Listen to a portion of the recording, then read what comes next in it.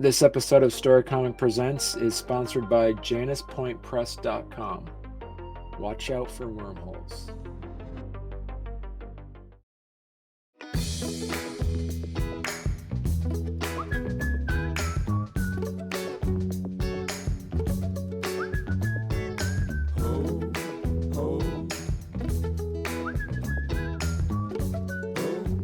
Welcome to Storycomic Presents, where we interview amazing storytellers and artists. This is episode 322. I'm your host, Barney Smith of storycomic.com, and we're excited to have with us the internationally acclaimed writer, director, and producer and indie comic legend, Johnny C.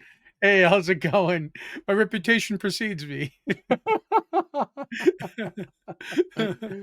So this is great. So we've known each other since 2017. So we've known each other now. The old Vermont Comic Con. Yes, the old Vermont Comic Con times, and where you were actually also as a kind of like actually as an MC of sorts as well for all the kind of the comic conventions that are around in the New England area. Yeah, so I would typically be the voice for the show, right? So, Right. panels are starting at this time, go see celebrities signing at this location. But when you're the voice of a Comic Con, what you really are is just customer service. Right. Oh, I lost my wallet. Oh, I can't find my kid. Oh, I can't do it. Oh, where do I go for this? Who do I see for that? You know what I mean? So part of it's, being a good host and being a good voice for the convention. And the other part is literally being a service to the convention goer and making sure that their time goes smoothly and they're having a good time, Right. And so I was really curious, like, how did you kind of get into that kind of role? Because you also make your own, you write your own comic books, you also make coffee, you're also a producer. So you're doing a lot of stuff. So kind of give people a little bit of background on how Johnny C became the legend as he is today. For sure. Well, so as far as the convention stuff, I worked with a convention, Pop Culture Expo, out of New England, way back in the day. Eh, I couldn't put a date on it, but I'd say it was maybe like 2009 or Wow. eight, Wow. something like Okay. that, around that time frame. And basically, I was producing panels, hosting panels, so people would see me there. And then other local conventions and convention promoters would see me at other shows doing my thing, and they would bring me onto their show. That's how Jason Moulton from Vermont Comic Con at the time saw me and brought me on to work on his show. But in the meantime, I've always had kind of a creative mind and a creative heart, so I wanted to make things. I started off doing some independent film and some, when web shows and DIY web series were really popular in the early days of YouTube. Me and my friends, we made like a little web series show that was kind of based around their band. It was like kind of the Monkees meets It's Always Sunny in Philadelphia, and they'd have a hijinks, throughout the episode, and then it would end with a music video. So that helped me like sharpen my craft of writing, because I was writing all the episodes and then directing them, producing them, because I would get all the material and find extra actors if need be. So really, I was learning the filmmaking process as I went along doing that. Building camera rigs, suction cups of camera rigs to, my buddy Joe Nasta did that one. Actually, I don't want to take credit for it, but we'd have a suction cup rig that we'd mount to the front of our car, and we could do these dynamic vehicle shots, or my good friend Ed Boak and we built a film track so we can move the camera and make it a little bit more cinematic, even though our camera may have not been of cinema quality at the time itself. But if you move the camera just right, you could cheat the eye and make it look good. Right. And so when you started doing that, what made you start also getting into writing your own indie comic? So what kind of was the pivoting point for me is that Right. we were working all together on a very shoestring budget, a pilot that we wanted to submit to networks. And in doing so, it became increasingly frustrating because we had so many problems that came about. Some of the actors we were working with moved away, caused reshoots. We didn't have a lot of money to string together to do that. So it just became frustrating. Pulling together a film crew with very little Mm, money is a very hard thing to do. right. So, I still wanted to create stories and I still wanted to put things out there. And I never really fathomed making comics, even though I had been reading and enjoying comics for quite some time since I was a little kid. And then eventually it kind of, there was a spaghetti Western story I wanted to do. I wanted to film it. It's a pre-existing character from an old series of movies, and I wanted to kind of do a short film that kind of brought that character back to life again. And being in Massachusetts, where there's not a lot of locations I could film locally that kind of represent a spaghetti western backdrop, I was attending New York I'm sorry, there you go, Sartana. I was attending San Diego Comic Con actually, and I was flipping through the portfolio of an artist, Joe Arnold's, and he had some really sweet cowboy pieces in there. And I go, wait a minute, I could probably make this as a comic book. And, and that's kind of where that clicked. And I was like, wait a minute, I don't have to do this as a film. I can kind of invest my creative focus and endeavors towards comics. And that's kind of, this was my first comic book with Sartana.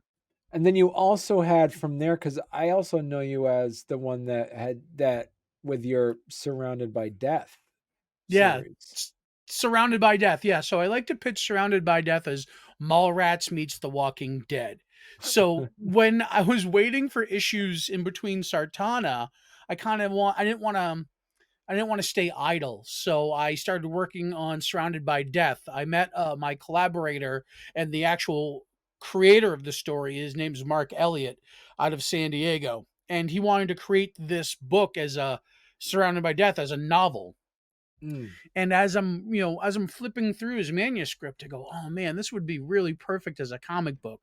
So as a producer, I decided to take his concept and we, turned it around and made it a comic. And then at New York Comic Con that following October, I met the illustrator Joe Martinez. We were both waiting in line for the Walking Dead panel. And we were just kind of chit chatting. When you meet people in line, you start to talk to them, get all personable. And I go, well, yeah, I started making some comics and I was mentioning how I was, kind of trying to do my, self-published thing and I had something in mind. And he goes, oh, well, I was looking about getting into illustrating. And then Cool. that's where we kind of decided we'd bring him aboard and we'd all kind of make Surrounded by Death together as friends just getting started and doing Right. this. So that's kind of where Surrounded by Death came in. The story involves coffee. So the basic pitch is that the first two issues involve the leader and his best friend going into a dangerous portion of the mall they live in to retrieve more of a specific coffee blend that everybody in the mall loves so that they can provide and he can kind of remain the leader, but also to kind of impress a girl. Because, most things that, guys do, dumb thing is to impress somebody they love, right? I actually ended up, I used to work at a coffee shop in high school Okay. that's still there, still in the town that I grew up in. So I approached them and I'm thinking, like, how can I bring a piece of the comic book to life? How can I, basically, you know, and here's the other flip side of it. When you go and you exhibit at a show, the cost of a table is pretty expensive. I mean, you've exhibited at shows before, Barney, so it could be a little bit pricey. And when you're selling $5 floppies and you don't have too many of them on the table, you kind of have to get really creative how you can meet your table number so you're not walking away at a loss every time you're exhibiting and trying to get your story out there. So in that thought process, I go, how can I expand Surrounded by Death to make me a little bit more money, Mm. considering we're only two issues in, but also bring a piece of it to the real world. Right. And that's where it clicked, where I went to and approached the cafe I used to work for that was also a roaster to see if they could provide me the beans so I could white label the coffee as the coffee shop from the comic book. And that's where Espresso Presto came to be. How do you make the determination by if somebody pitches you a story that you would either say, not a good comic, this is probably a good web series or a good show, or what are some of those things that you look out for that you kind of decide what genre or what medium it would fit better in? Sure. So, I mean, as I was reading the manuscript, and none on Mark Elliott, like, him wanting to approach it as a novelization, that was just what his creative spirit was telling him at the time. So it wasn't Right. necessarily the wrong way, but I saw more in the project. And as I was reading it, I noticed that it's got a good mix of things that would work better visually, Right. right? The zombies, everybody loves looking at zombies, half decomposed corpses shambling around, wanting to eat brains. And people love the visualization of that. And there's only so much you can describe in a novel to really capture the essence and the love people have for zombies. So, to that effect, that right off the bat, I was like, okay, this has got to be something visual. And we're not, I mean, and maybe it'll work as a TV show or a movie, but really my love is comics. So I wanted to focus on, this would be a good comic book. Right. And the other thing was the characterization. So there was a lot of conversational dialogue, as most novels have. And I was able to visualize just, the production aspect of the panels where it's just two characters talking, but doing it in a dynamic enough manner where it's interesting per panel because it's set in this post-apocalyptic rundown mall. So Right. beyond them just having like a friendly chat, there's fun little Easter eggs in the background and things that you can expand upon that you don't have to, I guess, waste time if you're trying to describe a background joke in a novel, so to speak. That can only go so far. But when you just have it in the background and something that even when you reread the comic, it pops up after, whereas in a novelization, you're just reading the text and that can kind of get overlooked or that can get marginalized. So it was very much, there was a lot of visualized jokes that I felt would work better in a comic book format. And that's kind of where I stepped in and I helped Mark produce it that way. How has conventions adapted in a post-COVID era? And then what did you do during COVID in order to kind of sustain the your convention rhythm? So yeah, it was weird. All I can say is very weird to have that transition of being heavily doing a ton of conventions to Right. having the world change instantaneously, and not just like a local area. The world stopped. Right. And it's funny, when I was doing the conventions and I was telling my girlfriend at the time how tired I was. And I was like, I would give anything because you got to, me personally, I had to keep going. Like you said, there's a rhythm. You had to keep it going. So I was like, I'd give anything for just a break. But I noticed that if you miss an opportunity where you're a guest at a convention, that opportunity doesn't boomerang back again. Usually they move on to somebody else. So I was taking every opportunity I could get at the time, hoping for a break, but really just kind of pushing through. Also working my day job too, nonetheless. So it was just like nonstop. And then the world finally stopped and I didn't know what to do with myself, Barney. I was just like, what's going on? And it definitely affected me. It hit me a little bit. But I was lucky because a compatriot of mine, Keith Gleason, had the bright idea to want to start a podcast or a video streaming show, much like this one, during that downtime. So where I normally go to conventions and I try to network with people and go to the after convention thing and try to meet artists or other creators and just kind of build my network of friends and potential audience and things of that nature.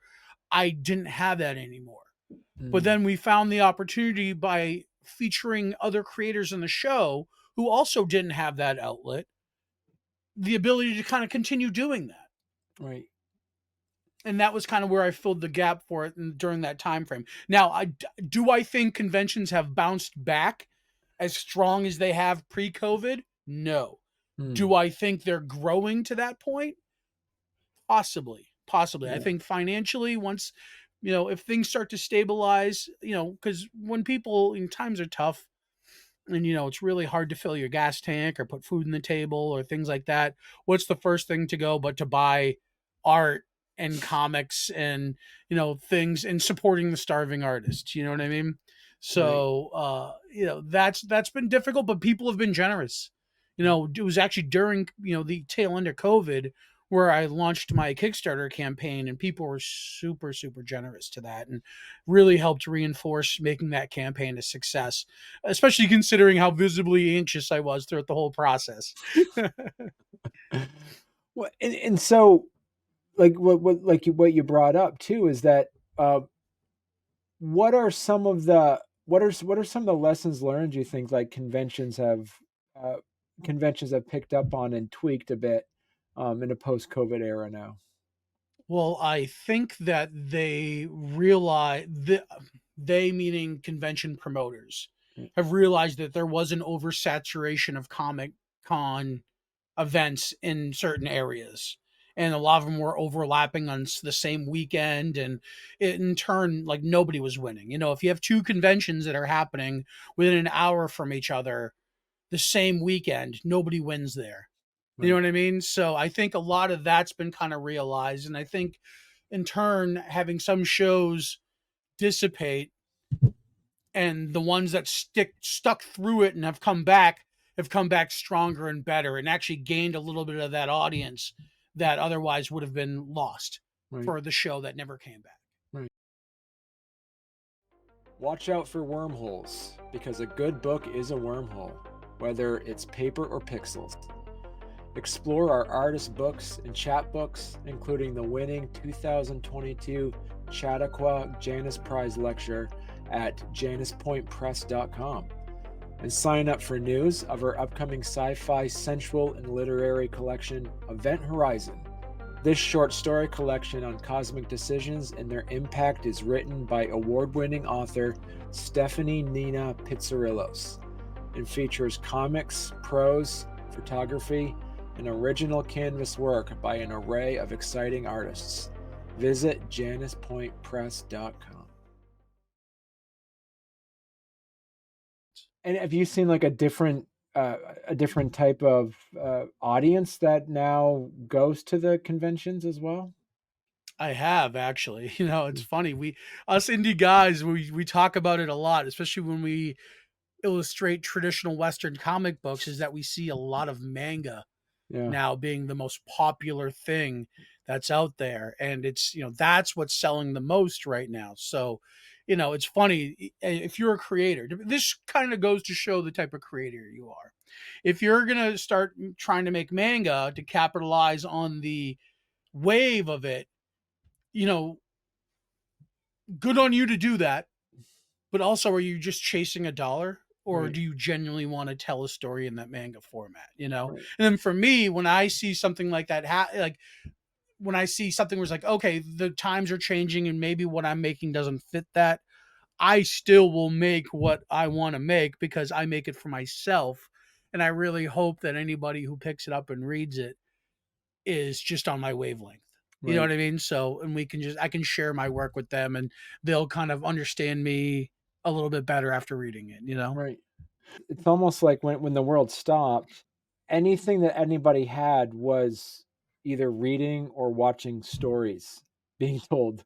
So it's one of those things too that it's like I noticed that it seems as though is that people have a different appreciation to the arts than they did pre-COVID. It seemed like it's, and as you mentioned, as you mentioned, people seem to be more supportive when they hear that, oh, I make a comic or I do, or, you know, people feel like there's more appreciation than it almost existed pre-COVID as well when you can find it. Yeah, I think people understand the struggle for the creative individual. Right. And I think that's more prevalent now than it was in the prior day.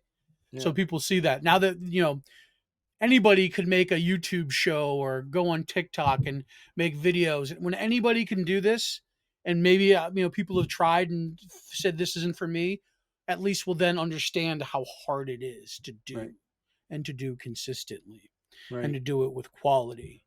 You know, and then I think that in turn allows people to be more supportive and more open hearted to Mm. create the creative mind and the spirit. Right. So doing this for so long, where have you seen the evolution of indie comics? Where do you see it going now? Well, so I do see crowdfunding kind of being the new comic shops. Comic Mm. shops exist. They're still out there for collectibles and comics and for, local audiences and for people to discover comics. But I think where the indie comic scene is now exists on crowdfunding platforms like Kickstarter or Indiegogo or Fund My Comic is a new one. Zoop is another new one that is out there, but you're seeing these new platforms kind of being the place where people are turning to creatively to get their comic books made. Hmm. If someone's looking to get into doing their own comics, what advice would you give them right now? Okay. So I guess you want to have a firm grasp of the story you're trying to tell. And then from there you can kind of choose the format in which you want to tell it. There's people, if you want to make a manga, then there's digital platforms that are out there that are very prevalent in supporting that type of format. Mm. Webtoons, Global Comics, although Global Comics is for all types of comics, not just manga. So, but digital is kind of the way to go in that regard, for getting your work out there, just Mm. as establishing it, network, getting it out there, having it seen. But depending upon what you want to do as a creator, so you kind of have to look at what where you want to go, where you want your trajectory to go. If you want to work for one of the big guys, then you have to kind of pave a path that will lead you there in that Mm. regard. And that would be, building your social media base, making sure that people are aware of who you are as a creator and that you take it very seriously and this is what you want to do, and then start putting out the work consistently with quality and Mm. doing it independently until you basically shine bright enough that one of those guys from up above will see you. And it's not hard to cross paths with people from these bigger companies. If you go to these conventions, editors from, indie comic publishers, or even from some of the big guys are walking around, you could easily do a portfolio review or meet with them and pitch stories and ideas. So it's Mm. completely attainable. It's just a matter of what you want to do. And I think at one point a lot of creators have that like glimmer in their eye where they want to work for Marvel Comics or tell a Spider-Man story. But I guess once you start to make stories on your own independently, that could change the way you look at things and the way you want to do things. Because I mean, Mm. at one point, I'd love to work for Marvel. I want to work for the company that made Spider-Man, right? Right. But then, over time, I realized that there's only really one or two Marvel stories I have in the back of my head that I'd like to tell, and I really more enjoy telling my own stories and creating my own characters and kind of giving people my unfiltered version of the story as opposed to telling it the way they would want me to tell it. Right. I know, they'll give creative license to writers and things of that nature, but if there's something they don't like, they'll shut that down. And if you want to be completely 100% independently free creatively, nothing like making your own books. Who's your favorite writer in comics then? So I'm a big fan of Mark Millar. I think a lot of his storylines, things he's done, his independent work, and the stuff he's done for the other companies is great. Really was so fascinated by Kick Ass, that comic book he did, which later became a movie. Hmm. But the I've always loved the superhero that doesn't have powers or abilities, just a voluntary drive to want to do good, and kind of like a firefighter, right? The Mm. voluntary drive to want to do good and save people, EMTs, things like that, except, there's a slant on it. There's people who dress up and fight crime. And I love the psychology there. I love all of that. And he did a real good job of capturing that with that comic. And that's one of the reasons why I love that. And it's also a little crass too. So it's, when I first started reading comics, you'd read like the regular Marvel DC, but then you look at like an Image or a Dark Horse book, and they just almost seemed kind of dangerous. They had like a mystique, and you being a younger reader, you'd see the cover of Preacher One and Preacher Number One, and you see this church on fire and this priest with a like grimace on his face, and it all seems so wicked. You know what I mean? Which actually leads me to one of my other favorite writers is Garth Ennis. and Okay. all for the same reasons. It's very pushing the edge, but doing it with satire. You know, turning everything on its ear. I kind of love and appreciate that when a writer can do that. And so, what's your definition of a good writer then? Oh, geez. So if you, I mean, obviously, if they can capture the reader, if they can keep you coming back for more, then obviously that's a sign of a good writer. But there's always little things you can tell, and I guess a lot of it would be finding your signature, Right. finding the thing that people appreciate about you, and knowing how to consistently do that over and over again. So, like I said, where I appreciate Garth Ennis has good biting satire and knows how to subvert the genre and kind of turn things on its ear. Seeing him do that over and over again, that is what a part of what I think makes him a good writer, and taking that same mentality and applying it to different things. Like Garth Ennis does some really great Punisher stories, but then also can do something like Crossed, or Preacher, which is completely his, and they're of two different extremes, but they still kind of have the Garth Ennis flavor. I like to think of it as like, who else can sing an Aerosmith song but Steven Tyler? Because Steven Tyler's voice, Right. and anything else sounds like a cover band. You know what I mean? And I think as a writer, if you can kind of get your voice out there as distinct and distinguished as it can be, that would, in turn make you a really good writer. Right. It's not success, it's not money, it's how you do your craft. So, what's next for Johnny C? I just got to keep on keeping on. But right now, so I've got a lot of projects in the fire. I'm currently working on a horror story with a collaborator of mine from San Diego. He's a booth mate. I have at San Diego Comic Con. His name is James Andrew Clark, and in kind of sharing table space together, we were pitching ideas back and forth, and he came up with a really good one. We decided to collaborate on it, and basically it's Green Acres meets Lovecraft. So it's a little funny, it's a lot of horror, but it's kind of that vibe somewhere in between where when living down on the farm isn't just about cows and chickens, there's also monsters about too, you know. So I'm working on that now, and I'm really in the tail end of that project in terms of writing it. And then I'm going to be moving on to a spin-off of Surrounded by Death, which Okay. I'm kind of slowly developing that. I've got an artist out of Chicago. His name is Keith Grassmick. He's going to be working on that with me.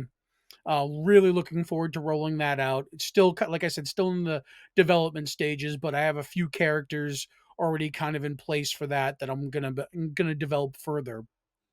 But it's definitely going to be an antithesis to Surrounded by Death. So where Surrounded by Death is one way, this will be the opposite of it. It's not the sitcom in a mall with zombies. This will be a little bit more grittier and hard edged, I think. Okay. So yeah, it's kind of the flip side of that. But it'll still have some absurd moments and things. Like one of my characters is going to be a mime who is like a mercenary. Think Snake Eyes, but he's a mime. Wow. Snake Eyes from GI Joe. Right. But yeah, and then after that, I got some more Sartana I'd like to do, and a couple of different anthologies that I'm working on that I'd like to get into. One of them is called "We Suck at Comics." It's from the guys at Wayward Raven, and so their first volume was primarily collected of stories that were rejected from other anthologies Right. that they collected and put together, and it actually turned out to be a really good book of some pretty awesome stories. It does, just because the story is rejected doesn't mean it's bad. Right. It just meant that there probably wasn't room in that book for you. You know what I Right. mean? Or just wasn't the right fit of that Or it could have not anthology. been the right fit, right? So Right. this is, kind of the right fit because there wasn't anything except if you've been rejected, come to this anthology. That's awesome. That's a great concept. That's awesome. Yeah, it's pretty good. I've noticed that books that have clever titles like that. There's another anthology I was a part of called "Cthulhu is Hard to Spell," and that was the great Russell Nolte from Wannabe Press. Right. It's such a catchy title, and he had such an awesome cover that it's one of my best-selling books at shows. People Wow. see that cover, they see the title, they chuckle, and they have to pick it up. So Johnny, if people want to learn more about you, where's the best place they could go to? So right now, predominantly social media is the best bet. If you want to find me on Facebook, search Your Johnny C, Your, like in my name over here, Yeah. on the thing over here. So Your Johnny C at facebook.com, or on either Instagram or X at Johnny C138. Okay. Yep, and that's my Instagram page. It was my birthday yesterday. I got my Yeah. cake there. Happy birthday. Thanks, Yeah. man. Thanks.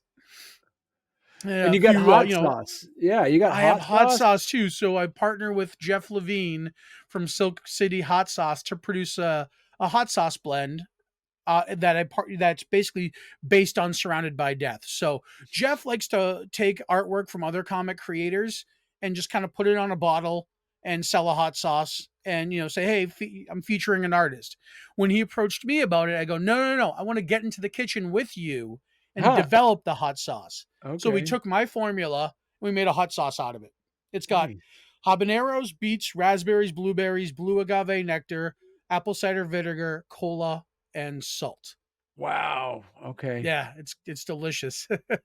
Sorry, I Okay. was just gonna say you can usually follow me on any of these platforms, or you can buy some of my gear here at bigcartel.com. So Okay. just go to johnnyc.bigcartel.com. You can buy Sartana, you can buy Surrounded by Death, or you could also see me on Monday nights with my good friend Keith Gleason on YouTube at Indie Comics Relay. Perfect. All right. Well, thank you so much, Johnny. And it was, you know what? It took me 4 years, but I finally was able to get you on my show. So I was excited. Well, See? thanks, man. I appreciate you having me and allowing me to share a little bit of my time with you. Yeah, absolutely. Thank you. Yeah, and we'll have to get you back on the show with me and Keith. We loved having you. That was fun. Yeah.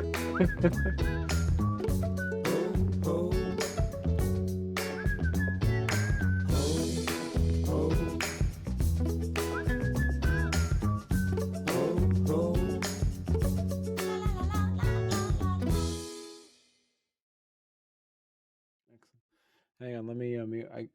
Those kids should be in bed. They're I hear them. Do you hear thumping? Do you hear thumping at all? I don't That's a actually. good mic. Okay, that's a really good mic. At least they can hear. I'm gonna mute my mic because I'm just gonna yell up and tell them to stop jumping and then get to bed. Yeah, no problem. No So, problem. That's funny. Hey, when the cat's away, the mice will play, right?